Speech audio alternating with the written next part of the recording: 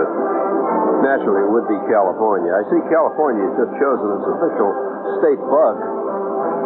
You heard about that, Nick? They have a state bug.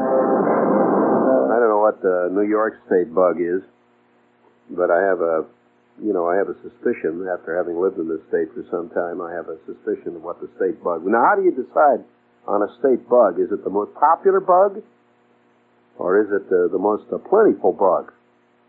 After all, if you're going to decide on the national animal of Australia, you would not pick the lion. I mean, I have many lions there. You would if you're a dill doc, but I doubt whether you would. I suspect you'd pick the, what is it that Australia has a lot of, right? Giraffes, right? Okay. So I would suspect that the selection would be made on plentifulness. So, living in New York City, I have several suggestions for the state bug.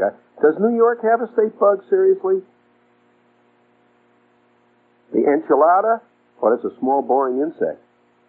Yes, I know about the enchilada. That's the Enchilada tressicans, which is a small bug with large pincers, which spends most of its time boring through tobacco plants, for which, of course, New York has plentiful numbers. Yes, the enchilada. Is that our state bug? Well, that's an interesting bug to have because it's quite rare, as a matter of fact. And I must commend New York for its imagination. Usually we don't have that kind of imagination at picking. We just picked our state bird. And contrary to popular opinion, it was not the starling, and it was not the ordinary walking around spitting city pigeon, which would have been very significant. It was a very rare bird, as a matter of fact. What? The condor? Yes, you're correct. Yes, they're found mostly north of Albany. It's a great bird for our state bird. But I personally have never had much relationship with the bugs. Oh, I shouldn't say, unless you count the cockroach. See, I don't count. No, I'm sorry, Nick. I don't count the cockroach as part of the general bug population, because any more than you count the dog as part of the animal kingdom, really, in essence. The dog, of course, is an animal, I suppose, technically. But actually, most dogs are as dumb as the people that own them, and they walk around and they act silly and dogs. Now, you don't. Well, to me, a dog is part of the human race. I mean, it's and both good and bad. I mean, there's good dogs and there's bad dogs, just as there's good people and bad people, dumb people and smart people and all the rest. Online, there's Republican dogs.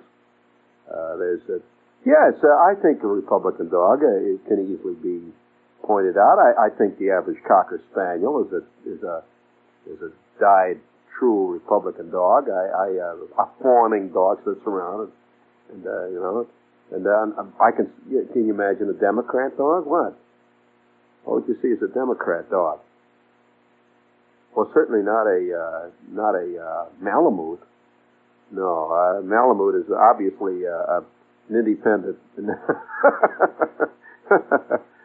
Certainly, you couldn't say a Dalmatian. Yeah, a Dalmatian could be a Democrat dog. Yeah. Not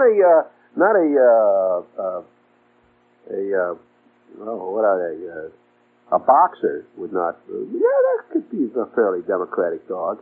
I would say German Shepherd would be a Democrat, wouldn't you? I mean, there's a certain other side to them.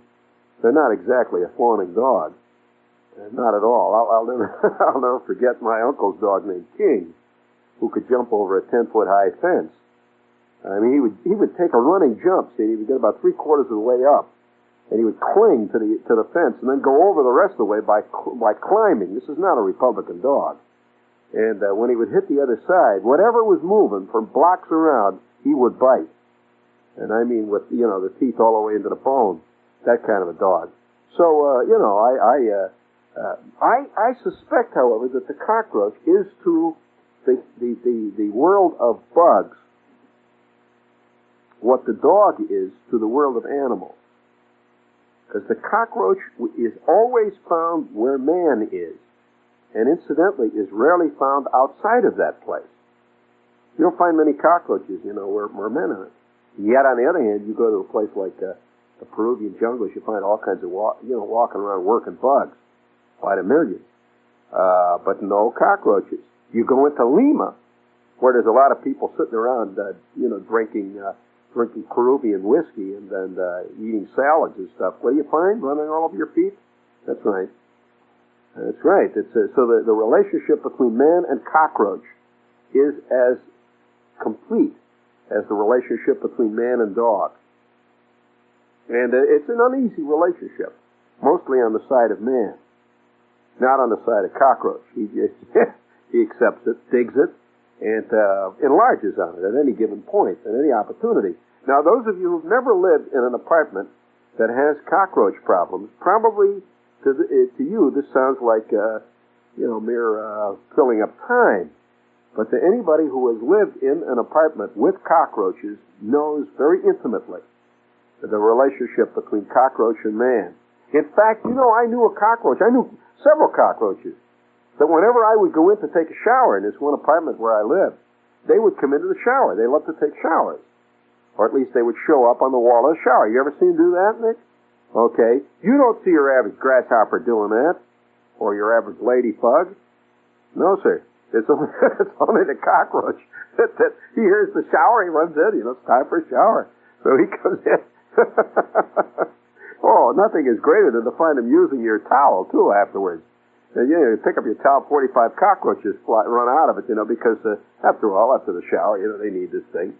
Well, there is a note. If you think that bugs aren't getting out of hand, this is did you see the piece that came out of Honolulu? Listen, a scientist aiming for a new non-polluting method of destroying termites found that the fantastic surprise, which he couldn't believe, the termites recognized which of their colleagues were infected. When they put this poison around, and the termites would go on, they'd eat some poison. Next thing you know, they got this bad news thing. They're coughing and hacking and whatever it is that termites do when they get poison in their gut. Anyway, the other termites would recognize the ones that were infected with this stuff. They then went to work on them. Now listen to what the termites did. They clipped off their antennas and legs. This is their friends, okay? Okay, they clipped off their antennas and legs, then built a wall to seal them off from the rest of the colony and left the contagious termites to die. In other words, they literally quarantined them. Now that's a smart bug. Now you see what the kind of termite stuff they were using was some kind of a parasite that they give to the termites. Which if the termite gets this parasite, he becomes very contagious, and all the other termites get it. You see, theoretically, but it wasn't working. They couldn't figure it out. He was growing nematodes, which is a parasitic worm no bigger than a pencil dot, in this laboratory. Termites trapped outside and brought into the lab were infected by these nematodes. See, these nematodes really are bad news for termites. And then turned loose, the ones with the nematodes in their gut, were turned loose to carry the disease back to their colonies, to cause an epizootic, an insect epidemic. It didn't happen. And this scientist says, I don't know how they did it. But the termites recognized instantly the sick insects, isolated them, and kept the disease from spreading on the rest of the colony. So it really surprised me. To my knowledge, this kind of behavior has not been detected before. Although termites are known to seal off poisoned areas, such as a tunnel leading to a home that's been exterminated, they were not known to single out individual members, clip their wings, put them into a little cell, and then seal it up and say, forget it, baby, you've had it. Fantastic. Have you ever had anything to do with termites? Any of you? Yeah, that you know about, right? Well, let me tell you my experience with termites. Boy, oh boy, they really scared the daylights out of me. Termites. See, I was a kid one time. I really was, and we had this house we were renting. See, and our families lived in this house. We lived in this house ever since I was a little, about 3. And you know how it is when you live in a house for a long time, especially when you're a kid. You get to know every inch of the house, and it becomes so familiar to you. It's almost like like your shoes or something. It's your house. That's all. You don't think of anything. It's just your house. And we had lived in this house ever since I was a little kid. Well, now, I had this bedroom. And in this bedroom, we had bunk beds, these bunk beds. And, my kid brother slept on the top bunk bed, and I slept on the bottom bunk bed. And the beds were in the corner of this room. Well, one night, was about 1 in the morning or something. It was dark. I was lying in the sack there asleep. And everything is normal. The normal sounds of the house. You have a normal sound when the refrigerator goes on. That sound. We had a refrigerator that would wind up like a minor league pitcher. It didn't just start. There were some great refrigerators. I used to envy people that had refrigerators that just went boom. Ours would go. I guess it was the compressor. And you feel the whole floor go. It would go. So that was our refrigerator. See. And, oh God, did that refrigerator cause a family crisis? Because my mother read an ad in a paper about this refrigerator. And this is the one she wanted. She read this ad, it shows this elegant lady opening the refrigerator, had the doors that opened at the top and the bottom and all that stuff. And it was only after we had it about a year that it began to sound like a large truck rolling downhill on a flat. Whenever it started, the old man said, "Oh, that's your refrigerator. That's your refrigerator. That's your refrigerator." It was always referred to as my mother's refrigerator. And she just turned from the sink and looked, and it's going, gung, gung, gung, gung, gung, gung. And it never kept anything really cold. You're listening to one of the few guys who got used to at early age lukewarm ice cubes. It never was really cold. And so nevertheless, there's all kinds of little family interweavings. Most families are composed of about, however many people are in a family, that's how many warring factions there are. And it's always secret. It's under the counter. It's never spoken out loud. Each one has his own little gripe against the rest of them. And each one thinks, Aunt Min always did like Randy better. That kind of stuff. And it's always under the surface. I say man is an island, by God, and he's even more of an island in his own home than he is anywhere else. And you know why I say this? That wherever you're out, like at the office or any place where you're just with ordinary walking around people, they're not family, nobody has this great backlog of ancient wrongs and of ancient fiascos, of quietly decaying hates that happened one time at Aunt Clara's birthday party and all that stuff. That every family is composed of a great, if you can imagine, a Brillo pad of millions of events that only the people in that family know about. It's family history. It's a terrible rat's nest. This is WOR speaking. This is WOR New York. Just reminded me that every organization is like that. If you got over, say, you see from the outside the New York Times, it looks so official. And you walk past the building, it's a great big thing, New York Times, this big logo. And yet, a friend of mine worked over there for a long time. He says, you'd be surprised, a rat's nest of arguments over coffee breaks and whether or not somebody was invited to a company party and somebody else wasn't. And it's a whole mess of pottage. Well, anyway, our family was no different. See, we had this whole scene going. And there had been continuous strife over this house, which we were festering in at the time. And the strife actually boiled down to this.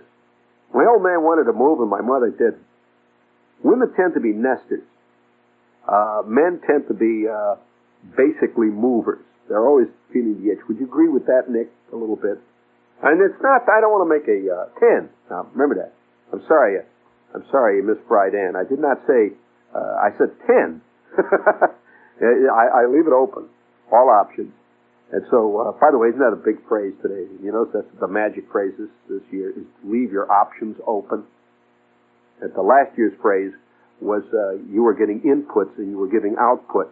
Remember that? The input here in this department is meaning somebody said something rotten to you. That's called an input. They don't say that anymore. Now it's leaving your options open. I'm leaving my options open along with Mr. Shriver, all the other deep, important people. I've absolutely open options Not like the old days when people used to always want open pores. I have open options. I keep them that way all the time. That little group of them. I water them occasionally too, my options. And they grow well, especially in this climate. But nevertheless, I'm sleeping one day, and remember the house is filled with the usual noises. You hear a creak, you hear a thing down in the basement that thumps. Usual house noises. In fact, the noises which most of us are so used to now in our life, wherever it is we live, that we no longer are aware of them, of those sounds.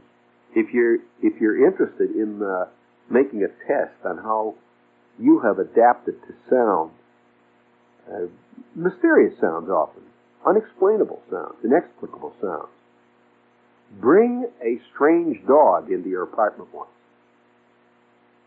and watch that dog flip every 30 seconds over a sound which you completely accept, like the guy upstairs blowing his nose into the air conditioner, which you first noticed, but now you don't notice any longer. That scene.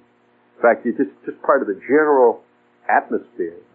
It's the milieu, the zeitgeist, the thing you live in, the soft, humus, compost heap of sound and sight and smell that no longer is even recognizable to you because it's all around you. It's just a steady thing. And the people, when they're taken out of the sound padding, that one of the great security blankets that you have in your life is the subterranean sound level that you never are aware of, and yet the moment you're not aware of it, you feel vaguely, when you don't have it, you feel vaguely uncomfortable. There's a nervousness, a curious feeling of something's gone and missing. And you can't point to it and say it is this because you're not even aware of it when you've got it. And they say that one of the reasons why so many city people feel vaguely ill at ease when they're in a small town, when they're in a quiet place, is because of that cushion of noise, which they accept as part of their life completely. In fact, you adapt to all kinds of sensory variations, which very few people are aware of at the time. They just adapt to. For example, one time I was this was past last year, we were working on a television show. I was in a town in Colorado, and there's a town, self-contained town. They had, it was a regular town. It was about 8 or 9, 10,000 people. And I went into this office, and they had a water cooler. And I walked up to the water cooler, and I turned it on. It was a regular water cooler, and I hit the button, and out comes the cold water. And I took a drink of water, and I couldn't believe it. It almost knocked me flat. It was the most unbelievable taste of rotten eggs. Have you ever had that water that tastes like rotten eggs? That kind of just overwhelming. I mean, you could smell it. It was fantastic. And and I staggers back, and the guy who was with me, who was from the town, he said, "What's the matter?" I said, "The water. It's unbelievable water." He said, "What do you mean?" As a Colorado son, he said, "What do you mean the water?" I said, "That water tastes fantastic." He said, "Well, it must be something wrong with the machine. Let me taste it." And he takes a couple of slugs of the water. He said, "Nothing wrong with that water. What do you mean?" Well, he didn't even know that this water tasted like rotten eggs, because that's all he ever knew. And I'm sure that if he ever went to a place where the water tasted good, he'd say, "What's the matter with this water here? It's a bad taste." So you form a whole pattern of these things. See, so I'm lying flat on the sack there, see, and you get to know the complete sound pattern of your bedroom more than any other place, because most of the time in your bedroom, you're in a state of semi-consciousness. I mean, you're waking up, or you're sleeping, various degrees of sleep, and your mind hears all these sounds, distant trains. Now we had a roundhouse about a mile away from our house. Now, if you've ever lived near a roundhouse, Now, I mean, not too close, but close enough so you can hear stuff. And late at night, you never hear it during the day. Because during the day, there's a whole different set of sounds take over, traffic and all the rest of it. But at night, you'd hear the sound of bells. You know, guys backing up diesel engines. You know, when they back them up, they go ding, ding, ding, ding, ding, ding, ding. You know the sound? Ding, ding, ding, ding, ding, ding, ding. You hear boom, boom. It hits a freight car. You hear boom, boom, boom. And then you hear these wheels, ding, ding, ding, ding, ding. Well, this was so much part of their life there that I would just listen to that sound and would not even know that there was such a sound until my cousin Buddy came to stay with us once and took the top bunk, and he almost went out of his mind because of the bells. And I just thought, you know, there's bells.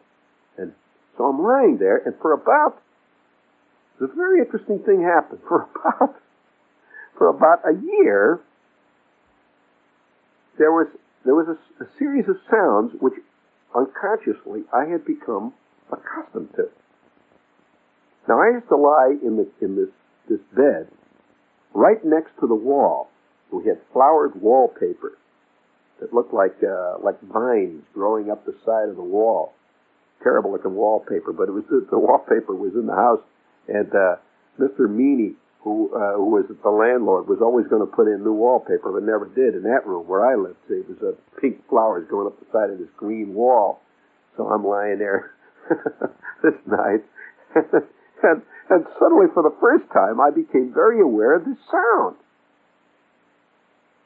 And how I became aware of it is I'm lying right next to the wall, right next to the wall. My bed was right up against the wall. I'm lying like right in the corner of the wall and the bed. And I wake up, and I'm jammed in this corner. I had rolled up against this thing. I'm jammed in the corner, and my ear is up against the wall. And I'm hearing this sound, and I don't know how to express the sound. If you've ever heard it, you will never forget it. But it's a sound that is one of the spookiest sounds that I've ever heard, personally. It's the sound that goes something like...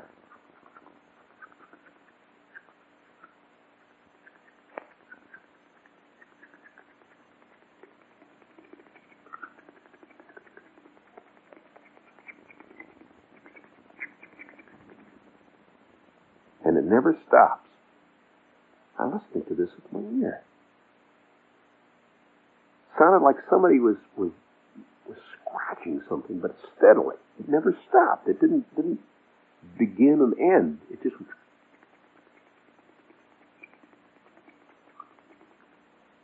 So I drift off to sleep again. And I didn't think anything about it. The next day, I'm lying in the sack there again.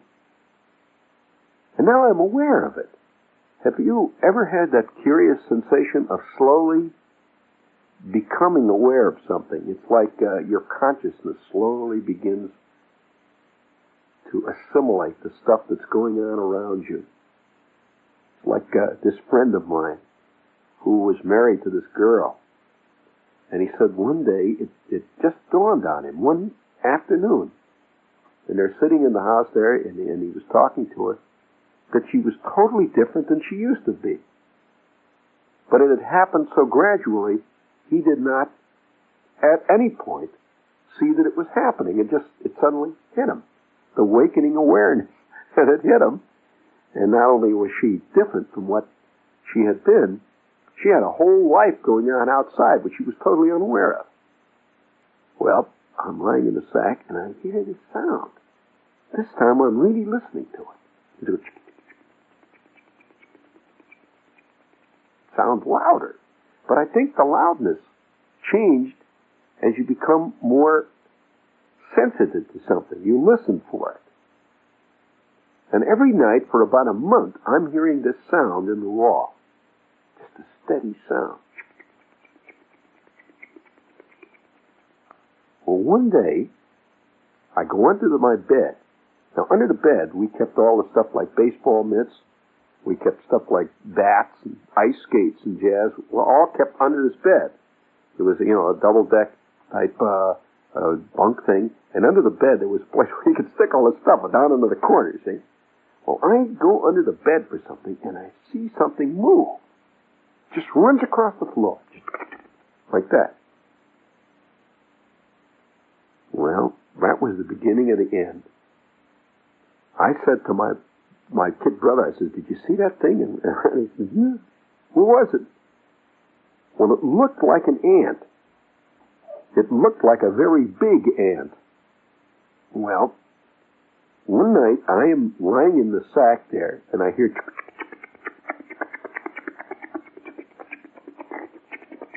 we had light that would drift in through the Venetian blinds in my bedroom, because we had a street light that hung right about 70 feet away from my window, and this light would come in. You know how the light comes in long strips from the Venetian blind, and once in a while a car would go by and you see a big light flash over the ceiling of the room and go down the other way. Well, this was all part of it, the things you could become used to in a room. And the light goes past, and I see something walking along the wall, right on this big pink cluster of flowers that was growing up the side of the green painted trellis in the wallpaper. And I see this thing walking right past my face. And it was the first time that I was aware totally that somebody was sharing my bedroom with me. And it wasn't my kid brother, and it wasn't a big ant. He had come right out through the wallpaper. Well, it hit the fan. I want to tell you, it hit the fan. The next day, I told my mother about the bugs in my room. And she flipped like most lady types. You know, bugs was something that she really went up the wall about. "Yeah, bugs." And I said, "Yeah, there's bugs in my room." "Yeah, bugs."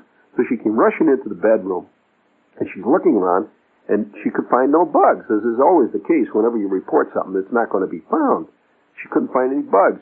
So at 6 o'clock that night, the old man comes home, and he goes rushing. He was a bug expert. By the way, one of the greatest mosquito catchers of his generation.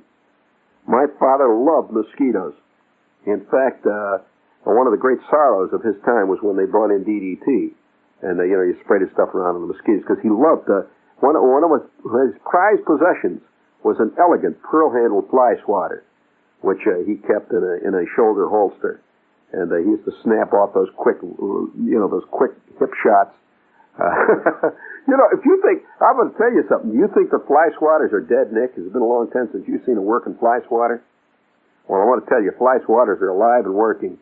I just came back from Bemidji, Minnesota.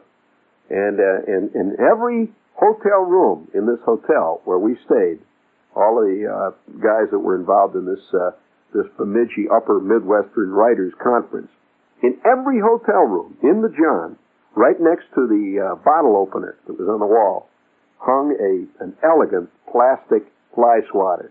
For those of you who haven't seen the most recent developments in fly swatters, I'd like to tell you that they're now one piece. Did you know that? They're one piece, for all of you fly swatter fans. And the handle is very flexible. It's a flat, white, flexible, flat piece of plastic.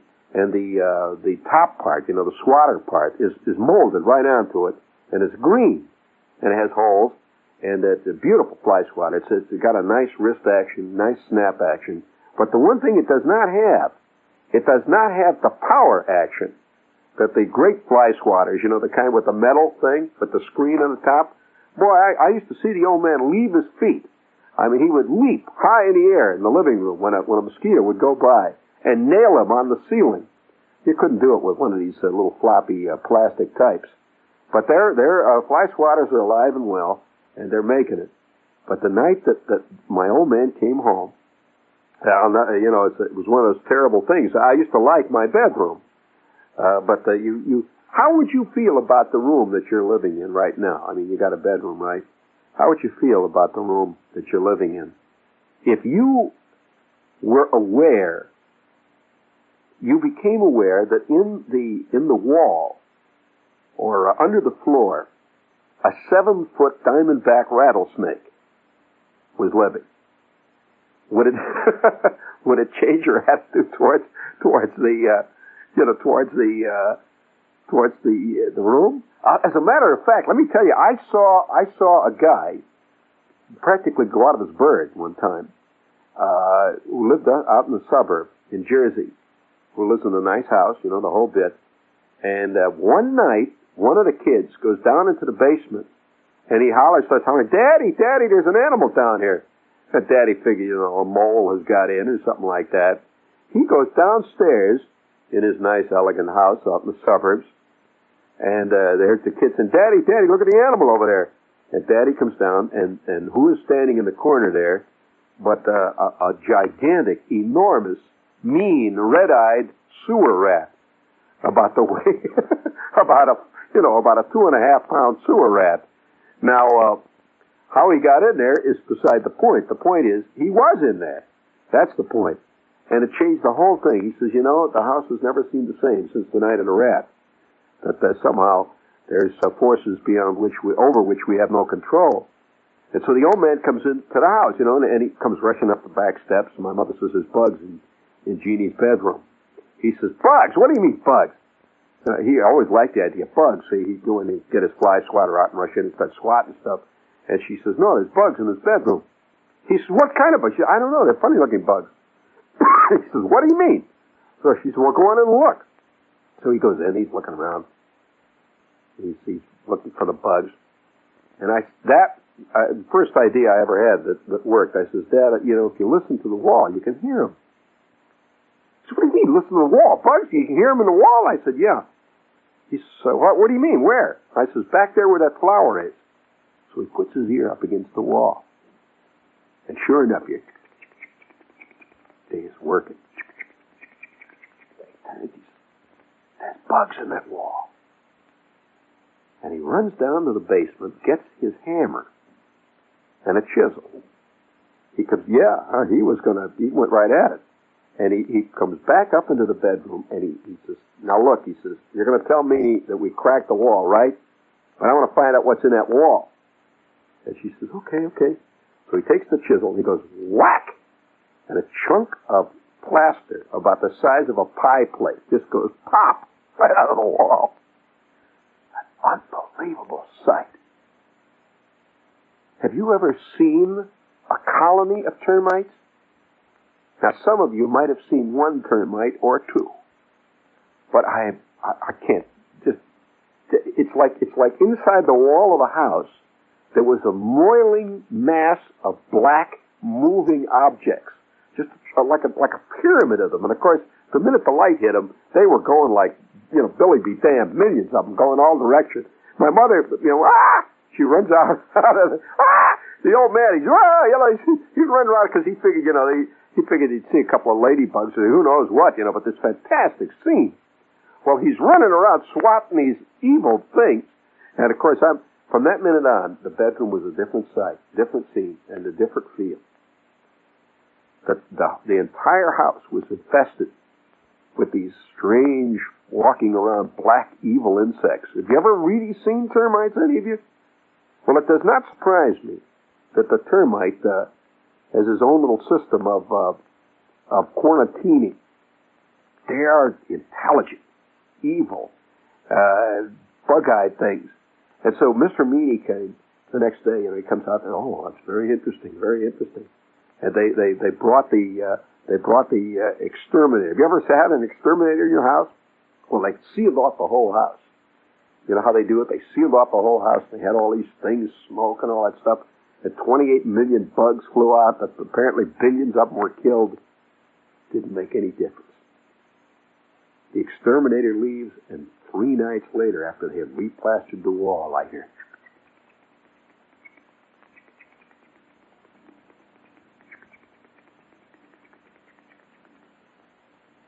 and the sound of termites became as much a part of that bed and that bedroom as the sound of diesel trains in the distance going ding, ding, ding, ding, ding, ding, ding, ding, ding, ding.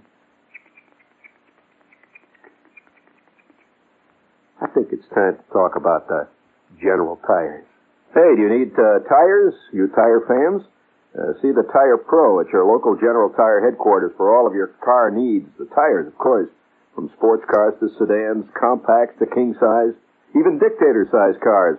General Tire makes the tires you need at prices that are easy to afford. Now you can choose from rayon cord tires, nylon cord tires, puncture sealing tires, steel belted radial tires, fantastic collection. And you get your choice of black wall, pink wall, or white wall design. Some even has raised white letters Or that beautiful sporty look of today. You can have your own name, and the whole bit. So, General Tire's time-proven method of tire recapping. They also have some great recaps down there.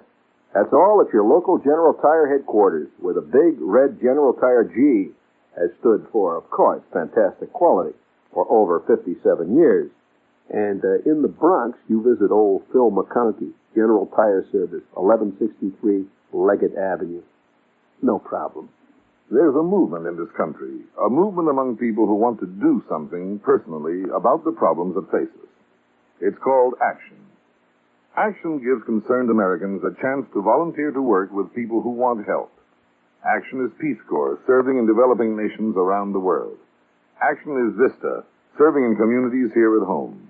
Action is foster grandparents, helping children in need throughout the country. Action is SCORE, retired executives counseling small businessmen. Action is all this and more.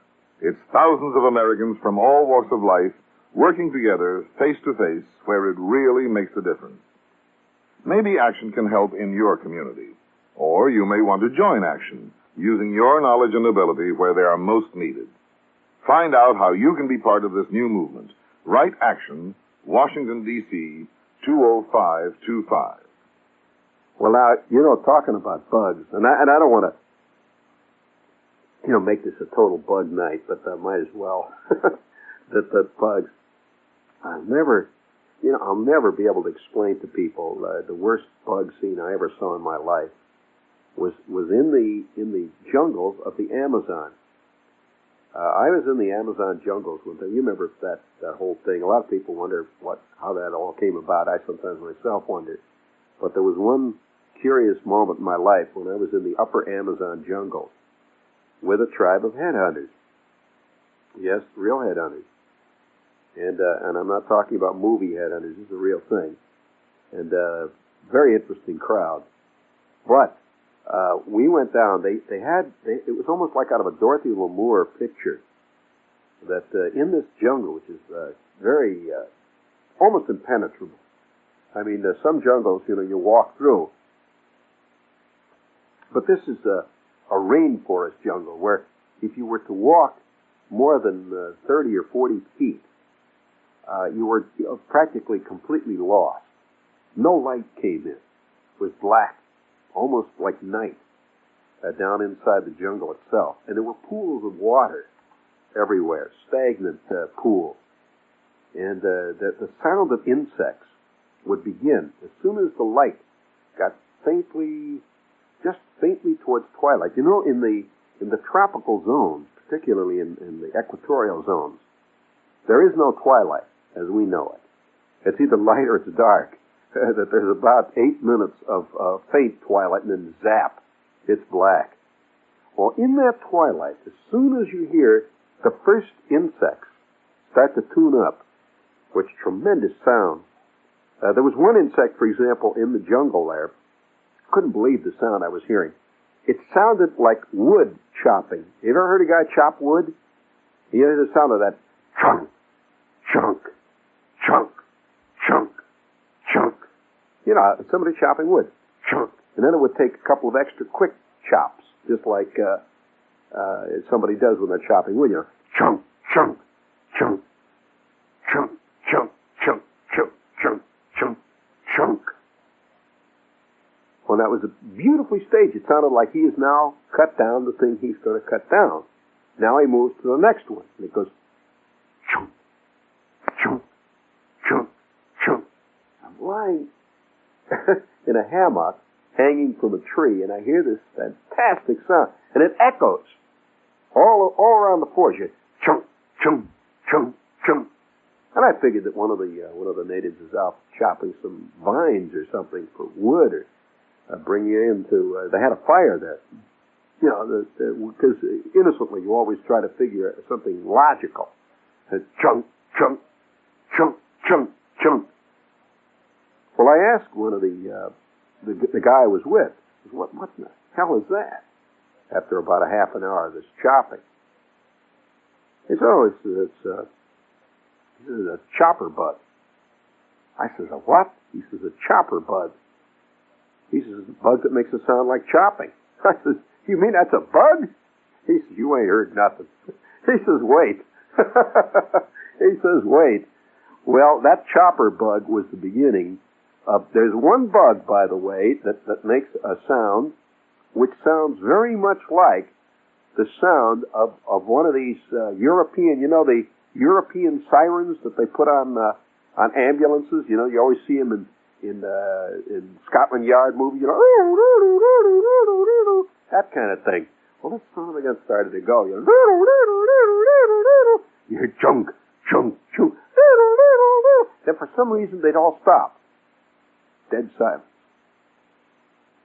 Then you'd hear the mosquito.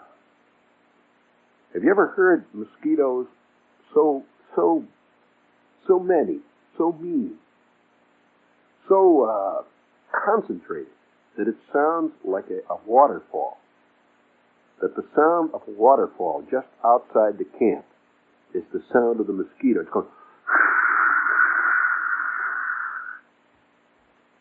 fantastic mosquito life. The sound of that chopper bug, the sound of the siren bug. At that morning, this was after the first hellish night in this place, in which I might add I did not sleep 1 second for a number of reasons. For one reason, sitting down at the end of the little platform where we were sleeping in the middle of this jungle, supposedly sleeping in these nets, was a guy sitting there, a headhunter, one of the tribesmen. He's just squatting down. They have one on guard all night. And he's squatting, just squatting there. He never moves. He just squats. And they change off night after night. Different ones. They just squats, absolutely unmoving. After the third night, I asked, somebody to translate, find out what he's doing, what he's waiting for. He says, oh. What's he waiting for? Well, he's waiting for jaguars. And not only jaguars, he's waiting, and wait till you hear this one. He's waiting for vampire bats, which come out of the dark and suck your blood right out of you. And he's waiting. In case any vampire gets out of hand, he'll deal with it. Or theoretically. That is, if he likes you. Decides that you shouldn't be eaten by the vampires. And so all the while the bugs chopped and howled and screamed. And then that morning when I went down to the pool, there was a pool that looked like it was right out of a Dorothy Lamour movie, with water trickling down from the rocks. Ice-cold water, absolutely as clear as crystal. Except for one thing. That right around the edges were large, blood-red leeches, which, if they fastened to your leg, buried their head under your skin and stayed there, usually forever. Or at least till next Wednesday. WOR, New York. And now the news.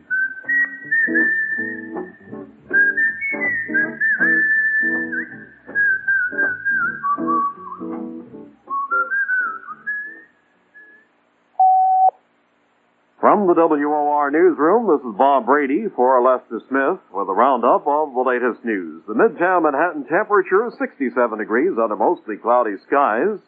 The WOR Weekend Weather Watch for New York City and vicinity, cloudy tonight and tomorrow morning with a chance of a few showers. Low tonight in the mid to upper 60s, partly sunny tomorrow afternoon, high in the mid to upper 70s. Clear and cooler tomorrow night, sunny and pleasant on Sunday. Now the news. 4 months ago, when North Vietnam invaded South Vietnam, tanks crossed the demilitarized zone to help capture Quang Tri province. Tonight, North Vietnam's tanks are moving again in the central coastlands. Amphibious tanks are now in the battle for a district capital 38 miles south of Da Nang. So far, the North Vietnamese tanks and artillery have been used to control the capital's military compound and a strategic militia post 3 miles outside the town known as Chien Pho. South Vietnamese defenders wanted U.S. air attacks, but rain and clouds grounded all fighter bombers. North Vietnamese gunners shelled a refugee camp, and a South Vietnamese military spokesman said 4 civilian refugees were killed and 50 wounded in that attack. Already, local government commanders have decided to evacuate some 20,000 civilians from the area. A Jewish holy period begins with calls for vengeance and for no retaliation. Tonight, both Israeli and Palestinian spokesmen reported on Israeli Air Force raids into Lebanon and Syria.